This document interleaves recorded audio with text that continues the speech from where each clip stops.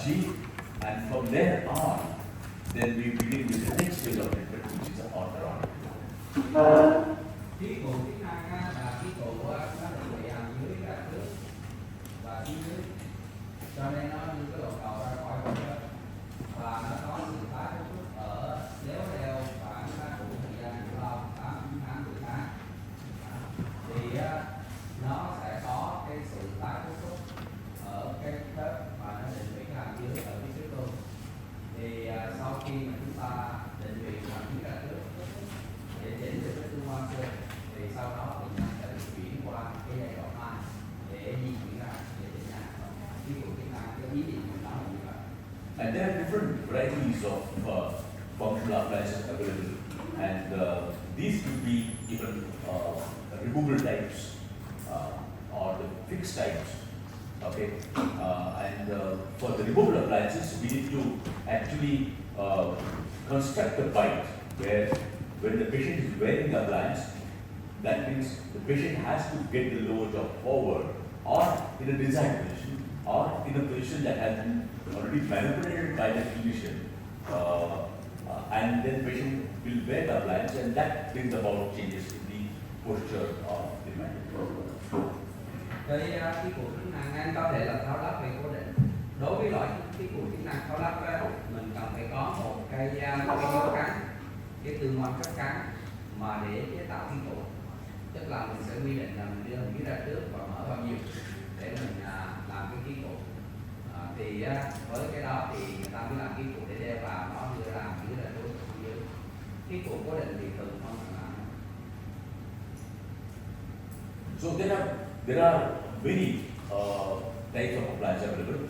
So whatever the appliance that you're going to use, the patient, you may use any kind of appliance, but the criteria as the patient has to be growing patient. Yeah. All right. Otherwise, it will not work. So that's the basic criteria. You cannot employ this treatment modality in a non-growing patient. Dạ. Cho nên cái điều trị bằng khí cụ chức năng là một kiểu điều trị thay đổi tăng trưởng, cho nên nó đòi hỏi cái bệnh nhân phải đang ở giai đoạn tăng trưởng. Nếu bệnh nhân hết tăng trưởng rồi thì nó không phải là cái trường hợp, không phải là chỉ định để dùng khí cụ chức năng. So it is usually on an average, usually in my practice, I see patients which somewhere around the age of 10 to 12 years. 10 years, 11 years is a good time to get started with the functional appliances. But then sometimes if the severity is extremely severe, severity is very is too much, especially in school going at an early age, and where it's interfering with their psychological development, or sometimes they are ridiculed by their colleagues in the school for that psychological development reasons. We can start treatment at an early stage also. Yeah. Trong phòng khám của thầy thì cái tuổi mà để điều trị thì thường là 8 đến 10 tuổi hoặc là có thể tới 11 tuổi. Nhưng trong trường hợp mà sai lệch chất cắn hay nó nặng thì mình có thể điều trị sớm hơn. Bởi vì cái đứa 6-7 tuổi mà nó bị cái sai chất cắn, mà cái sai chất cắn đó nó bị bắt nạt, nó bị ăn hiếp, nó bị chọc kẹo ở trường, ảnh hưởng đến tâm lý thì mình có thể điều trị sớm hơn.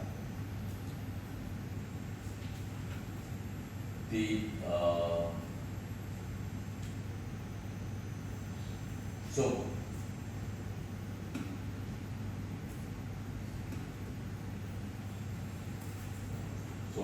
what I have to say that usually when you start treatment at an early stage, let's say if you start treatment at 8 years or 7 years, suppose, and because of severity of the situation, and then we cannot continue the treatment for a long time till the time patient stops growing by the age of say 60 years or so.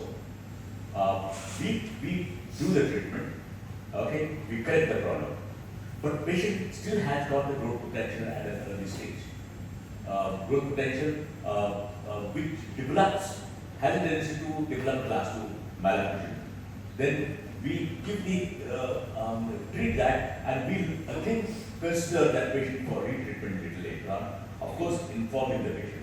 Or sometimes, some cases I have given the appliance as a retainer, similar appliance to be worn at the night time. But a lot of changes take place because there is exploration of some teeth, the eruption of other teeth, so it doesn't work for a long time. So the retreatment at a later stage with information given to the patient and before starting the treatment will be the best choice. Dạ. Nếu như mình bắt đầu điều trị sớm á, thì sau đó mình kết thúc thì bệnh nhân còn tiếp tục tăng trưởng. Và chúng ta là biết rằng cái kiểu tăng trưởng mà gây ra lệch lạc đó nó vẫn còn, thì nó có cái thể nguy cơ là nó tái lặp lại, tái phát lại cái tình trạng cái kiểu sai đường khớp cắn mà mình đã điều trị trước đây. Cho nên mình cần phải nói trước với bệnh nhân là nếu như mình điều trị sớm là cái nguy cơ tái phát nó có thể xảy ra và mình cần phải điều trị lại. Mình cần phải thông báo cho bệnh nhân trước khi mình điều trị, cũng như là mình biết được cái sự tái phát có thể xảy ra. Cho nên sau khi mình điều trị bằng chiếc phụ chức năng, điều trị thay đổi tăng trưởng, mình vẫn cần phải có một cái chiếc phụ duy trì để tiếp tục nó hãm cái kiểu tăng trưởng theo kiểu cũ, nó chặn đứng cái kiểu tăng trưởng theo kiểu cũ để giữ cái thành quả mà mình đã đạt được.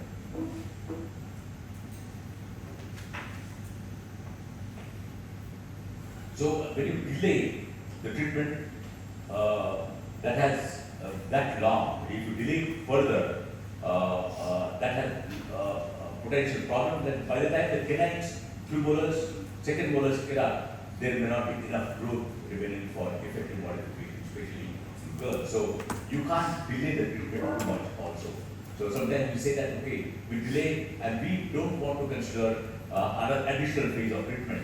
So if you delay till the eruption of these teeth, there will be hardly any growth remaining. Also, child will be denied the psychosocial and functional benefit of treatment. These two factors are very important. And these two factors, psychosocial and functional, may not be relevant or important in every case. But in certain cases, definitely yes. Psychosocial development and the functional benefits are very important, and they should not be denied of that advantage during that particular stage. Maybe 6 years, 7 years, all that period. It's a very important phase of life. Dạ. Thì hồi nãy chúng ta nói về cái việc mà điều trị sớm quá thì nó cũng có thể nó không hay. Bởi vì điều trị sớm nó hết vấn đề đó rồi nhưng mà vẫn tiếp tục tăng trưởng thì nó gây ra cái vấn đề đó. Ví dụ như nhân thai mà điều trị sớm nó chính là cái tương quan sự thành thai, nhưng sau đó bệnh nhân cũng tiếp tục tiến nào là thấy tăng trưởng theo lối thành thai, coi chừng nó tái phát, thông báo cho bệnh nhân, rồi cũng như cố gắng dùng cái phụ duy trì để giữ đừng để cho nó tái phát. Ngược lại, nếu điều trị muộn quá, trì hoãn mà để cho cái thời điểm mà răng 3, răng 4, răng 5, răng 7 nó mọc thì lúc đó sự tăng trưởng còn lại không đủ để chúng ta nắng sườn, cho nên điều trị không hiệu quả, đặc biệt là bé gái. Và đối với những đứa trẻ mình cần phải thay đổi sự tăng trưởng sớm để giúp cho những đứa bé nó có cái lợi ích cả về chức năng lẫn tâm lý. Đây trong cái giai đoạn tăng trưởng rất quan trọng. Cho nên điều trị muộn không nên, điều trị sớm quá thì có những cái khó khăn, nhưng mà vẫn có thể cần phải điều trị sớm, bởi vì đối với những đứa bé mà nó có cái tâm lý thì mình nên giúp nó để cho nó không có bị sai lệch mà nó bị chọc kẹo ở trường, treo chọc ở trường để cho nó tổn thương đến tâm lý. Ok, nhưng mà nói chung nó phải trong giai đoạn bùng phát tăng trưởng. Thì thầy nói tuổi mà thầy là 80 tuổi, 11 tuổi cũng được. Trước đó thì có, sau đó thì là gì? Là không còn tăng trưởng. Trước đó thì có thể là phải trị lại. Ok.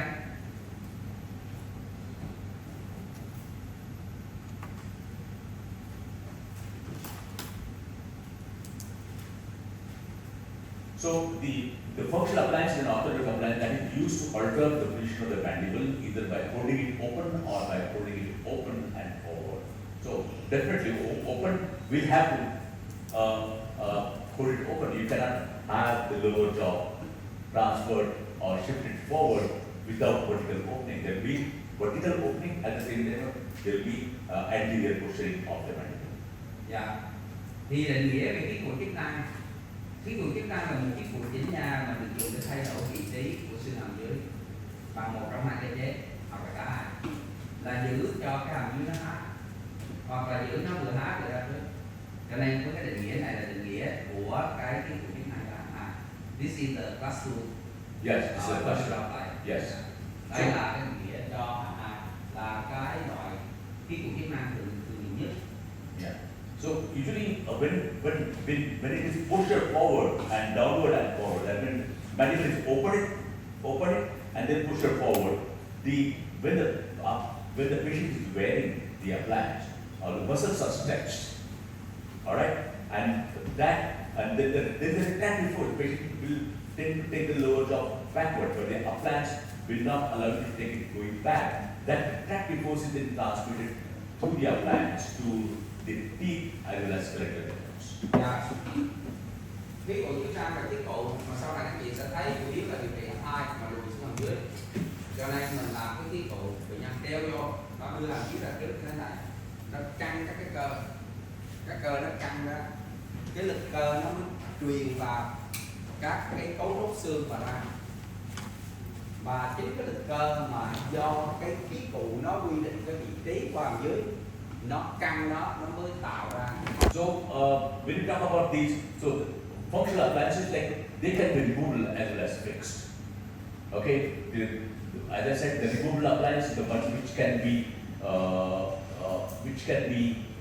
removed by the patient and can be put back again or used again. Fixed ones are they, patient cannot remove those fixed appliances. Dạ. Thì chúng ta có cái cụ chức năng có thể là tháo lắp và cố định. Tháo lắp là có thể tháo ra lắp vô, còn cố định là nó gắn chặt. Thì cái cụ chức năng thì hầu hết là tháo lắp. Dạ. Chỉ có một cái cụ mà được kinh nghiệm được xem cho cái cụ cố định là có thể chúng ta học cái cụ lớn. Chỉ có mình cái đó là cố định đúng việc của nó và những cái nhà bắt trước nó tương tự nó bắt trước. Mà phải có khi bắt trước không tới. Yeah. So the herbs appliance, there's something called as herbs appliance. We will not deal with that. They consider that the only functional appliance. There are fixed other appliances which are worn along with the fixed appliances, like the brackets and archways. They are usually termed as class 2 characters and not fixed functional appliances. Yeah. Những cái ký cụ hợp mới là ký cụ chức năng chức công. Còn những ký cụ người ta có thể gắn nó trên cái mắc cài đi cùng. Cơ chế cũng đẩy cái thằng giống như hợp. Người ta không gọi là ký cụ chức năng, mà người ta xếp vào đó là ký cụ chỉnh hạng hai. Chúng ta có rất là nhiều cái dòng ký cụ chỉnh hạng hai. Nó cũng cố gắng đưa miếng ra trước, nhưng mà nó gắn trên các cái mắc cài, trên cái khâu. Cái đó người ta xếp cái đó vô ký cụ chỉnh hạng hai, class 2. Nó từ ký cụ hết, nhưng nó không phải là ký cụ chỉnh hạng. Okay. Now, let's not get into the theoretical part. We want to be absolutely clinically relevant information right here, and from that perspective, we will see what needs to be done if you want to get started with the functional appliance therapy. The first one that would be the impression making, and nowadays we have the scanners available. So impressions, when you make the impressions, they need to be made in a little differently than the regular impressions, regular dental impressions. Dạ. Thì bây giờ mình với cái phần mà tóm tắt ngắn gọn đó, giờ mình nói cái cách chế tạo nó. Chế tạo cái chức năng để lấy dấu của mẫu hoặc là ngày nay người ta quét vào để chúng ta có dấu điện tử.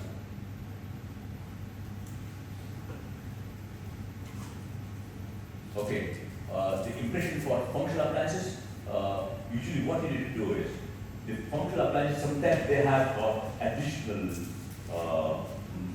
elements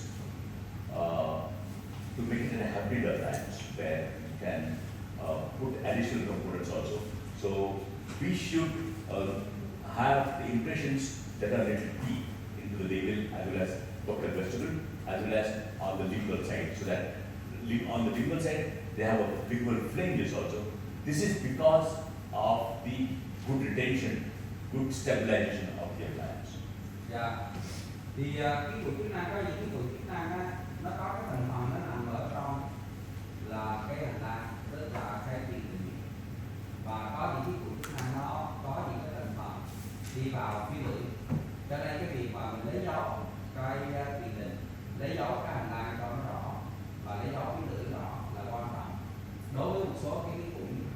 năng cố định nhất định. Những cái cụm chức năng mà nó sẽ có thành phần đi vào phần đó phải lấy cho rõ. Nếu lấy không rõ thì mình làm sao nó khỏi trong việc nó cắn, nó cột, nó vướng. Lát nữa thì thầy các chị sẽ thấy cái cụ đó là cái cụ gì. So the bite registration here, the mandible is advanced, usually 7 to 8 millimeters. Patient, you can advance more, but that will lead to discomfort and can diminish the compliance of the patient.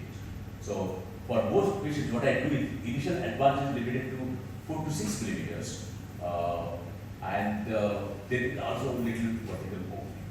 Dạ. Thì cái cụ chức năng á, muốn làm cái cụ chức năng là mình người lâm sàng á, là phải lấy cái dấu ở vị trí hàm dưới đưa ra trước và áp hết là há miệng bao nhiêu để cho cái kỹ thuật viên họ làm với mức độ đó. Cho nên á, chúng ta không nên ham mà chúng ta đưa dưới ra trước nhiều, mà thường á, chúng ta đưa ra trước là 4 đến 6 đi là được. Đó, 4 đến 6 đi, có thể lên tới 7 đến 8 đi. Mình đưa nhiều quá thì á, nó làm cho bệnh nhân họ khó chịu cái đeo vô, vì đeo vô phải đưa dưới rất là nhiều, nó khó chịu quá, đứa trẻ không hợp tác không chịu đeo. Cho nên thấy cái mức độ trung bình là thường dùng là 4 đến 6, nếu ráng chút nữa thì lên gì 7 đến 8. Đó là cái mức độ đưa đi ra trước khi mình lấy dấu để mình chuyển làm cái tục. Yeah. Okay, so that's the usually, what I usually do is to have 4 to 6 millimeter of sagittal displacement. That means if you're suppose I will not consider the range. Suppose I want to get the lower jaw forward by 6 millimeters, and I will open vertically by 4 millimeters. Yeah. So I usually use the rule of 10 millimeters. So in a sense, 6 millimeters sagittal, 4 millimeters vertical. If the sagittal is less, for some reason, vertical needs to be more, because that much needs to be stretching of the muscles and the soft tissue to generate the response to the appliance. Dạ. Thì thầy thường dùng cái quy tắc, thầy thường cho bệnh nhân lấy đưa ra trước là 6 và há là 4. Há miệng tức là độ hở của các răng là 4, đưa ra trước là 6. Và nguyên tắc thầy vừa nói đó là nguyên tắc số 10. Nguyên tắc công thức số 10 có nghĩa là mức độ đưa ra trước cộng mức độ mà há cộng lại nó bằng 10 là nhỏ hơn, không quá 10. Vì há cũng làm căng cái cơ, đưa ra trước làm căng cơ, mà cả hai cái đó anh chị tăng lên, anh chị há nhiều và cầm lưới đưa ra trước nhiều, mà cộng lại hơn từ đi bệnh nhân khó chịu lắm. Đó, há là cũng là chuyện khó, mà đưa ra trước cũng chuyện khó. Hai cái đó cộng lại ở 10 ly định hoặc là dưới chứ không có được quá. Đó là cái nguyên tắc số 10, nguyên tắc 10 ly.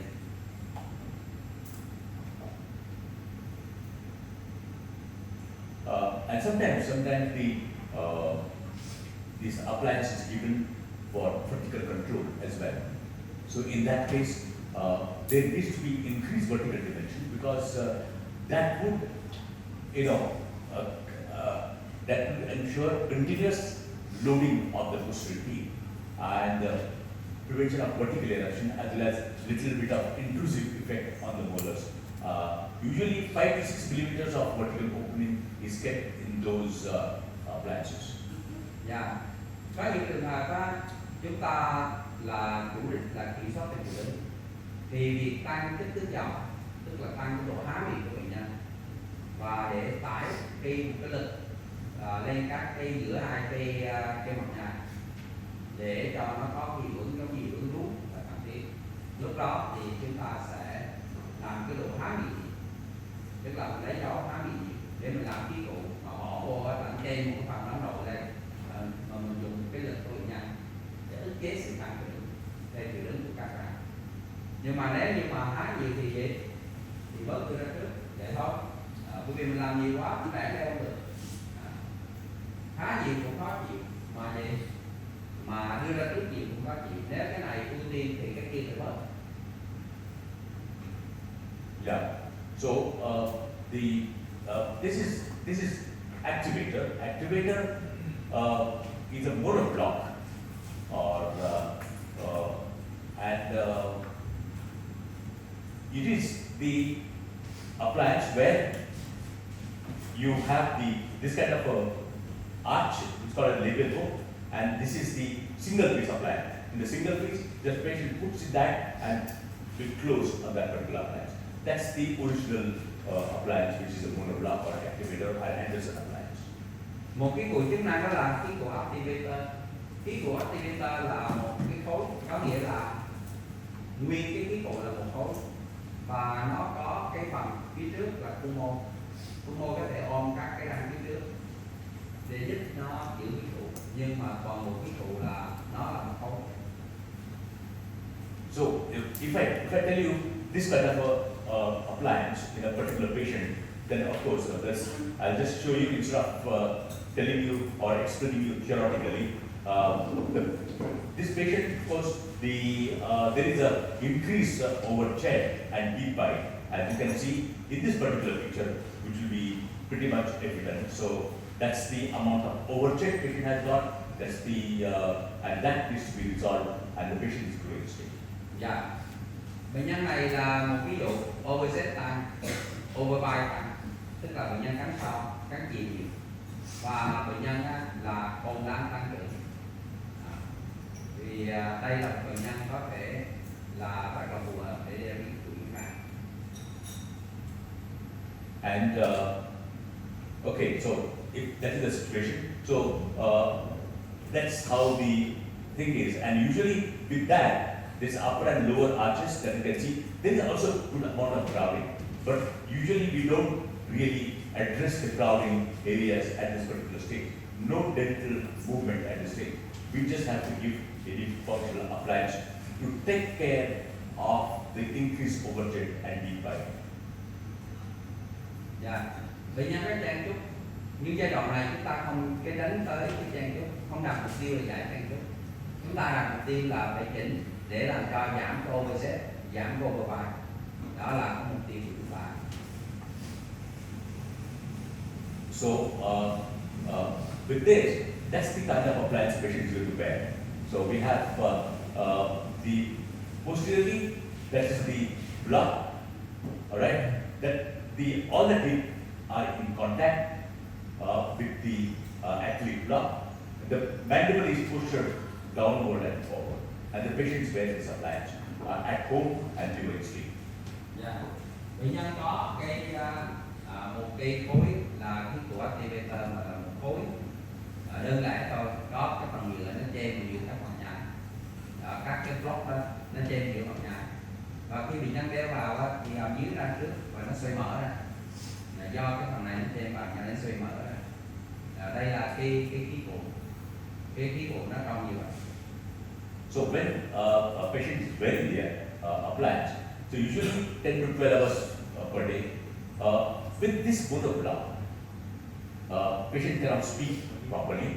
So when the patient is watching television, working or studying or doing any homework and during sleep, is the best time to wear the appliance, but not during the school time. Dạ. Bệnh nhân phải đeo nó từ 10 đến 12 giờ ngày để có hiệu quả. Và bệnh nhân không có nói được trong khi đeo cái cụ vì nó nguyên khối, cho nên không đeo đi học. Không đeo đi học mà chỉ là đeo ở nhà. Okay, so when after the 8 months of treatment, that's how we got the occlusion, and then that's how we got the occlusion, and with that, the most important part is the lower lip flap abnormal muscle function. Muscle function is actually the swallowing part, the function of the lips. That's very important, and that actually aggravates the already existing situation. That needs to be eliminated and established normal at that early stage of development. Yeah. Và sau khi chúng ta có được các cắn xương đỡ tốt rồi, là nó giảm cái cắn chìa rồi giảm cắn cổ hàm dưới ra trước, và cái chức năng mô bất tường là lift trap nó như vậy là mục tiêu của cái điều trị giai đoạn 1 là xong rồi. Còn cái chuyện mà làm thẳng hàng ra là chuyện của cái giai đoạn 2. There were how many months? Does the patient wear this appliance? Yeah, so that's what I said, maybe 8 months of treatment. Dạ, thầy đã nói là khoảng 8 tháng, 10 tháng đó, thầy nói trong khoảng thời gian 8 tháng, 10 tháng, có khi tới 12 tháng cũng được, nhưng mà đừng có nhiều hơn. Yeah, but that also depends upon the patient cooperation. The patient doesn't wear, patient is not compliant, then it may extend the duration. Dạ. Cái tùy theo cái sự hợp tác của bệnh nhân. Nếu bệnh nhân không chịu đeo thì mình có thể kéo dài thời gian đeo, tức là số tháng đeo nhiều hơn. Còn bệnh nhân mà chịu hợp tác đeo mình thấy cái hiệu quả liền thì mình có thể giảm. Yeah, so 8 đến 8 tháng. yeah, and that's how the patient's profile here is. And important part, and that I would like to share with you is the most commonly used. Now this appliance, I'm showing that I have shown this appliance, which is an activator. Where is that image gone? That's the activator. This appliance, because sometimes I give this kind of appliance to be worn in the night time as a retainer after we correct the mandibular abnormal posture with the functional appliances, or it could be anything sometimes after the crystallization. So this is a very good appliance to be worn in the night time to hold the bolus and the dentition in the same position. Dạ, thì cái của activator là một cái cụ chức năng, nhưng mà đôi khi thầy dùng cái của activator như là một cái cụ duy trì. Khi mình đã chỉnh được cái tương quan hạng 2 xương thì mình sợ rằng là cái tương quan xương hạng 2 tái phát, thì chúng ta có thể dùng cái cụ này để giữ thành quả đeo vào con đen thôi. Thì cái kia cũng đeo vào con đen, thì cái này cũng đeo vào con đen. And the active treatment always night time, and this is retainer only night time. Is there any difference? Yeah. So now this treatment when patient is at home and during sleep. Yeah. Okay. But the this another appliance that which is worn can be made smaller, little pallet free, everything. We can even make it without the label appliances. We can even make it with a thermoplastic material. Okay, similar, because there you are not pushing the mandible forward, so there is no retractive force. All right, there is no retractive force of the mandible on the appliance. So the appliance is just passive. Okay, we just have to prevent the offsetting of the occlusion during the growing stage. That's the only thing. It's not a treatment. Dạ. Thì mình hỏi thầy á, cái kia cũng đeo để trị cũng đeo băng đen, mà cái này thì cũng đeo băng đen, nó khác gì không? Thì nói cái cụ này á, mình không có đẩy. Cái cụ kia đeo vô là phải đẩy ra trước, còn này không có đẩy, giữ thôi. Và cái cụ này có thể làm bằng cái nhựa chất nhiệt dẻo, thermoplastic, và có thể ép bằng nhiệt dẻo, nó gọn gàng hơn, không có tạo lực đẩy, không có kéo, chỉ giữ thôi. And in terms of the duration, how many, and the frequency, how many hours should we wear at a retainer? And maybe that when we do active. Yes. It's just when the patient is wearing, if the patient is wearing on the activator appliance, then patient can wear even alternate nights. Only night. Alternate. Not during the Daytime. Yeah. No sleep. Only the night time. Daytime during sleep. During sleep. Or it can be even alternate nights. Dạ. Thì cái này á, có thể mình nên đeo trong khi ngủ, hoặc là chỉ đeo buổi tối thôi. Mà buổi tối á, tức là chắc là tới khi ngủ bỏ ra. And so, what do you mean by night time? What do you mean by night time? Night time is including sleep or without sleep? Nighttime is when you say nighttime, is patient is come back home. Yeah. Okay.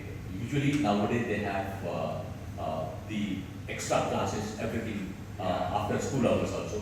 They have dinner and then they put out their plans. Have dinner. Dinner, I don't mean the dinner by say midnight or so, but normal dinner time maybe 7, 8 p.m. And when they get up in the morning, that's usually the night time there. Dạ.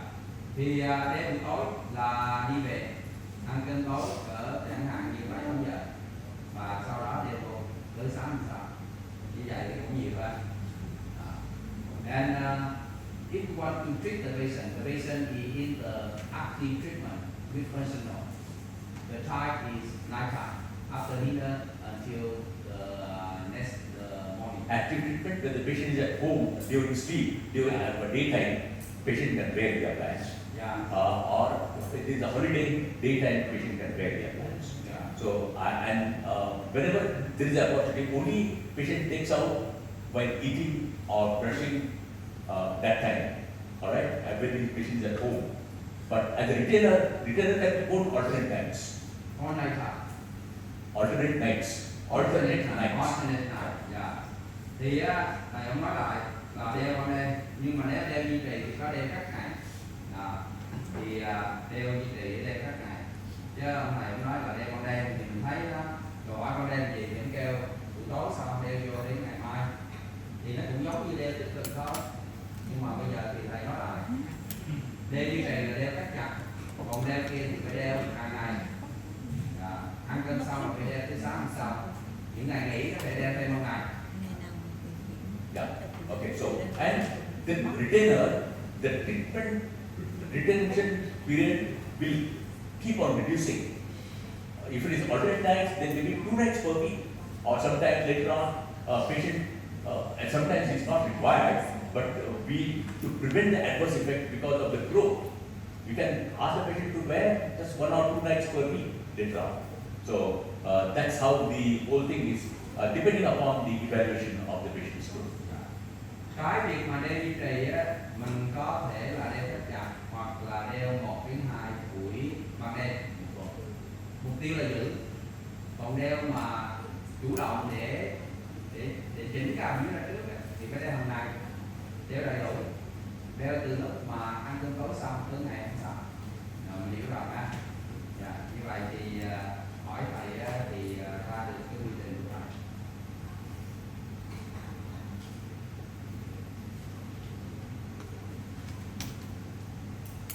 Okay, so then we will come to the most frequently used appliance, and the activator. This appliance is not the appliance of choice nowadays.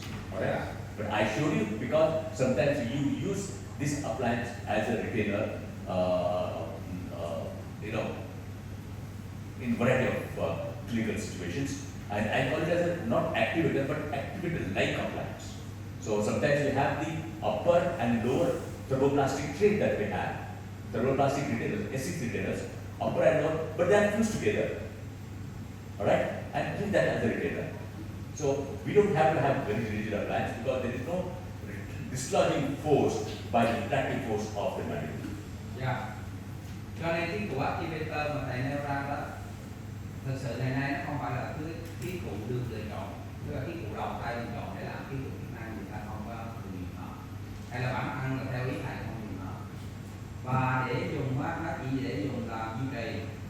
Và nếu như dùng duy trì, thậm chí người ta có thể ép một cái máng điện trong ở đây, một cái máng điện trong ở dưới, và người ta làm cho nó kết nối với nhau thành một khối để làm khí cụ duy trì. Thermoplastic tức là bằng cây khí cụ acid các anh chị.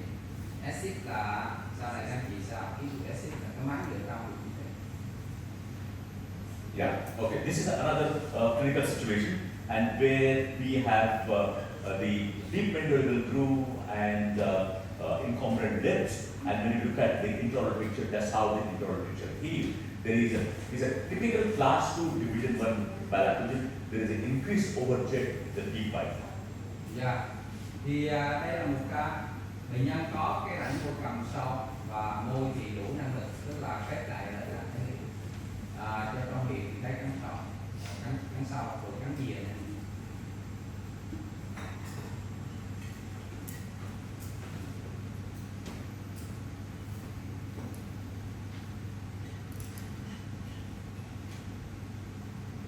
and that's the close-up view of the amount of overjet the patient has got. When you look at the individual arches, like upper arch or lower arch, they are not very severe.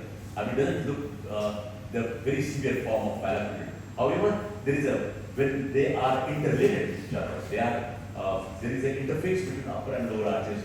That time it exhibits the severity of malabsorption. Thì nếu khám trong viện nhìn từng khung hàm, chúng ta thấy không có vấn đề. Mỗi khung hàm nó đều có cái tính là nó đều là tương đối. Nhưng khớp hai khung hàm ra thì thấy có vấn đề là độ cán chịu cán phụ rất là tăng, tương quan là hàm. Cái đó là cái vấn đề liên hàm, chứ nó không có vấn đề nào. That's the laboratory analysis, and okay, we go that. So we'll have the appliance. Now this appliance looks like an activator, isn't it? Okay, looks like activator, absolutely similar to that. But when the patient can actually open and close with this appliance, because the appliance, when the patient is closing, looks like that, but it is cut into two halves horizontally, upper appliance and the lower appliance, which I can show later on. Yeah. Thì mới nhìn thì chúng ta thấy cái cụ này nó giống như cái cụ activator, nhưng nó không phải. Và nhưng mà bệnh nhân có thể áp dụng cái cụ này là do cái cụ này là bị cắt. Nó giống như cái cụ activator mà cắt thành hai khối. Cho nên có cái khối để thì khối một chút. And that's how the upper appliance and the lower appliance separate. And it has got the white blood. So it has got the inclined plane like this. So inclined plane, patient this inclined plane, so lower jaw is actually forced to close forward. It will guide the lower jaw forward. If patient is closing normally, it will close on the inclined plane, down, and that will become uncomfortable. So to have a maximum tenderness patient will take the lower jaw forward and glide it on that inclined plane. Yeah. Thì chúng ta có các hai khối và nó có hai cái khối trên mặt nhai. Và với hai cái khối mặt nhai này, giữa hai khối mặt nhai có một cái mặt phẳng nghiêng mà khớp với nhau. Chính cái mặt phẳng nghiêng này nó hướng dẫn nằm dưới ra trước, khi đóng lại thì hướng dẫn nằm dưới ra trước. Nó đưa dưới ra trước, buộc lòng dưới ra trước khi đóng lại. Và hai hàm này ở nhau thì có hai cái cột một block. Một block này nó sẽ làm cho hàm trên dưới nó hở là và khi đóng lại thì nó ra trước. Mà há ra thì là bệnh nhân há là cũng là một chức năng. Mà muốn đóng lại thì phải thuộc lòng ra trước. Yeah.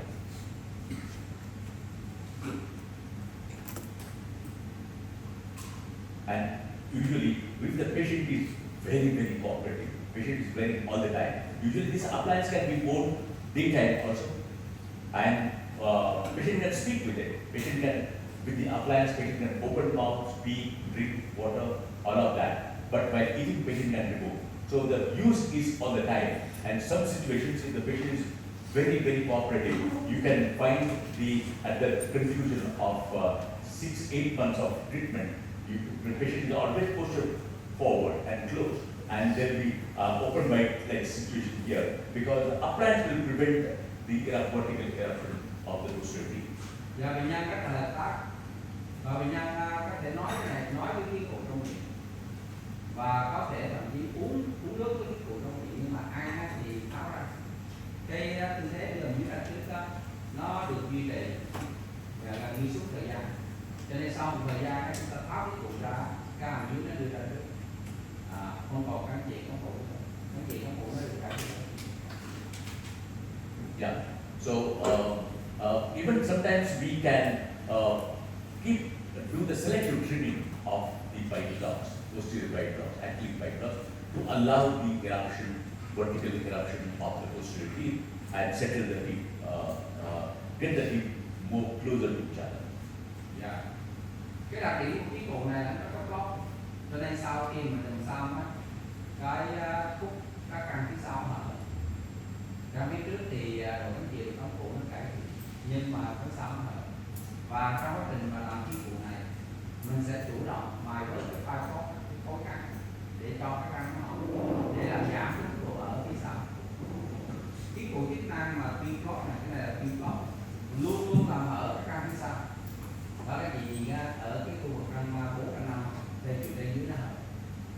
để giảm cái mức độ hở đó thì mình có thể mài cái khớp lại, mài cái khối cát mà nằm giữa hàm trên với hàm dưới.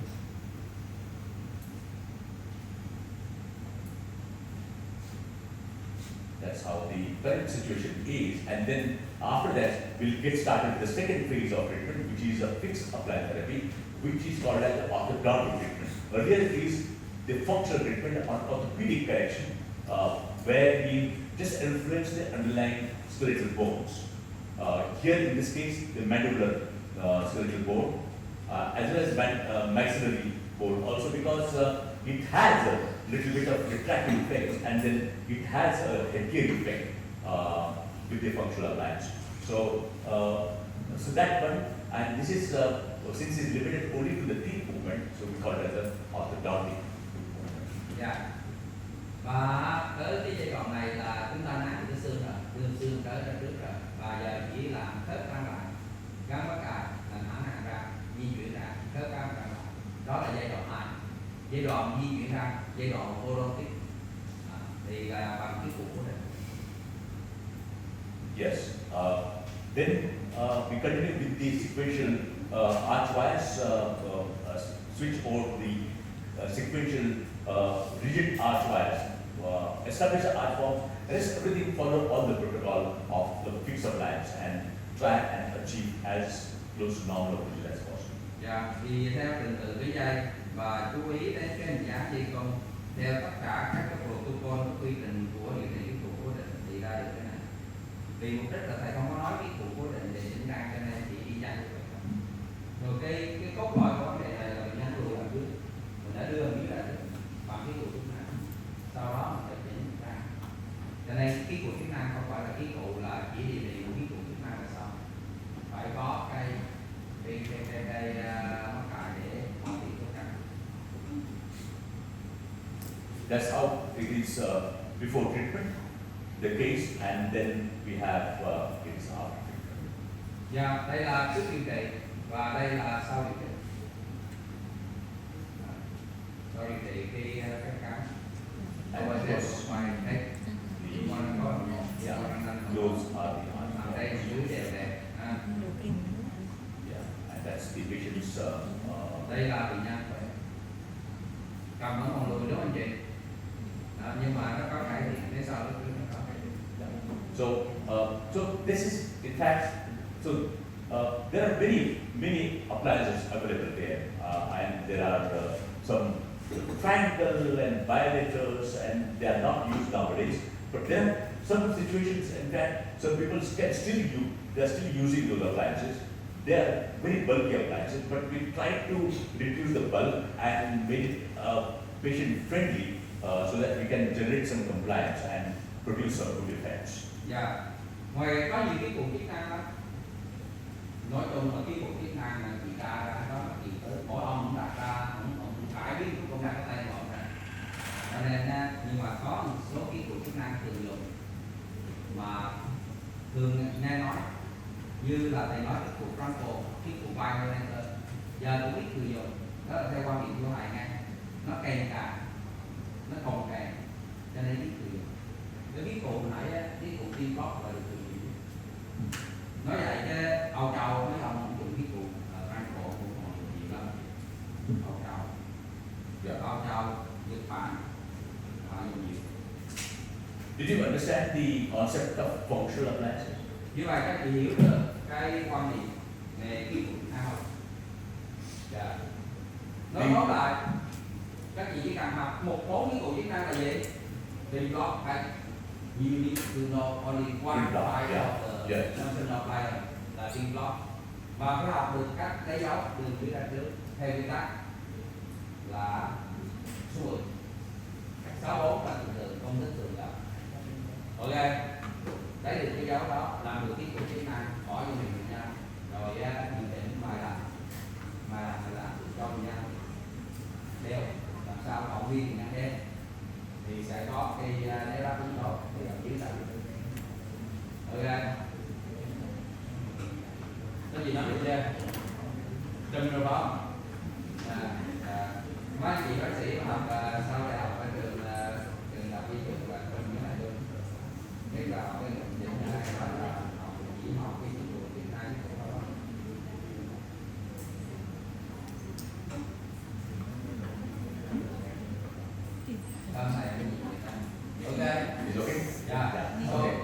Everything is there. Everything is okay. Đó. Và cái cuộc tiên lót thì á, đừng có bỏ khi nó gì, nó đưa dưới ra trước xong thở phía trong, thở tương trung được. Đó là cái tác dụng phụ luôn luôn có của cái cuộc tiên lót. Mình sẽ gì, cắn mắt cài, mình làm thẳng hàng, rồi mình cất lại. Ok. Và để cho nó bớt thở thì gì, trong quá trình đưa hành ra trước, mình mài bớt. Vì nó đưa ra trước rồi thì mình không cần nó mở hát đâu để đưa ra. Cũng giống như có cần thì mình phải đôn thêm, mình làm cho các cái block đó nó dài ra một chút để cho đẩy tiếp một chút, mình đẩy thêm một nhiều vô. Ok, đó là những cái Yeah. Okay, so that's the whole part. So important part here is the appliance, but the appliance will function depending upon how you have constructed the pipe. Yeah. That pipe registration is the central part of this. dạ. Khí cụ chức năng là khí cụ đưa hầm dưới ra trước, mà muốn đưa hầm dưới ra trước ai đưa hầm dưới ra trước? Khí cụ chức năng. Cái khí cụ nó bỏ vô điện nó đưa ra trước. Và cái thầy nói cái linh hồn, cái cốt lõi của cái công việc lâm sàng của mình là gì? Lấy được cái dấu cam nó đưa hầm dưới ra trước cho đúng, để gửi cho mình cho họ làm khí cụ, mà bỏ vô điện là gì? Đưa ra trước. Đưa ra trước sao mà bệnh nhân chịu đeo? Đưa quá như vậy, bệnh nhân nó không đeo trong viện mà đeo trong túi. Đi học đeo trong túi, tí hồi thì lâu lâu nó tới khám bác sĩ thì đeo nó bỏ viện nó đeo. Đó. Ok. Yeah. Okay, that's the part. If the pipe registration is faulty, okay, it will move you will achieve the job position as per the pipe registration. If there is by mistake you have pushed the bundle forward, but if to the either right or left, then it will push it that way after treatment. Dạ, cho nên phải lấy cái hàm dưới đúng. Cái việc cốt lõi của nhà lâm sàng là phải lấy được dấu cắn đúng, cái đó quan trọng nhất. Rồi chế xong thì cũng phải biết cách là giao cái hàm đó gắn vô rồi coi thử sao nó đeo thoải mái hay không. Nhưng mà cái quan trọng nhất là lấy dấu cắn. Mình cần phải file registration, lấy dấu cấp cắn, nhưng cấp cắn phải là cấp cắn để làm hình, cấp cắn là phải làm cái cù, cho nên cấp cắn đó người ta gọi là cấp cắn để kiến tạo cái ký hiệu construction pipe. Dạ. Chuẩn bị đến cái cần đó. So now we will get started with the live demonstration. And Dạ, live bây giờ demonstration, mình sẽ bắt đầu thực hành. it is Thầy sẽ biểu diễn cho các chị xem. Không phải thực hành mà thầy biểu diễn chị xem chứ lấy dấu. Ok.